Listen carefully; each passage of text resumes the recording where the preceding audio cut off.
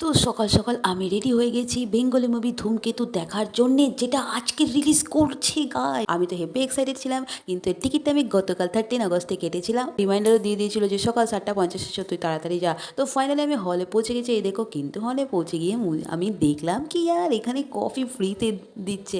তো আমি ওখানে কাউন্টারে জিজ্ঞেস করলাম, এটা কি ফ্রি সার্ভিস? তো ওনারা বললেন যে হ্যাঁ, মুভিকে থ্যাংক ইউ বলবো আর হলকেও এই সুন্দর একটা অর্গানাইজ করার জন্য, সবাইকে কফি দেওয়ার জন্য। আর সকাল সকাল কফি পেয়ে তো মন আমার বিশাল ভালো হয়ে গেছিলো। আর আমি হেভি এক্সাইটেড ছিলাম মুভিটা দেখার জন্য। ফাইনালি আমি এন্ট্রি করে গেছি আর একটা ভালো সিটও পেয়ে গিয়েছিলাম এখানে। আমি অনলাইন দেখে বুক করেছিলাম এই সিটটা। তো যাই হোক, ফাইনালি মুভিটা স্টার্ট হলো। বিরতির আগের যে সিনগুলো দেখলাম না, সিনসগুলো খুবই ইমোশনালসে ভরা ছিল।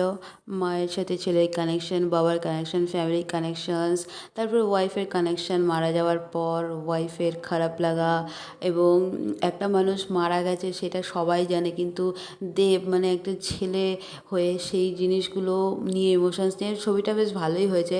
সবাই যদি ভাবো যে দেব আর শুভশ্রী অনেকদিন পর আসছে বলে যে এরা রোমান্টিক্যালি কিছু আমরা দেখতে পাবো, বাট সেটা নয়। এখানে রোমান্টিক্যালি ব্যাপারটা সেরকম ছিলই না, মানে না বললেই চলে।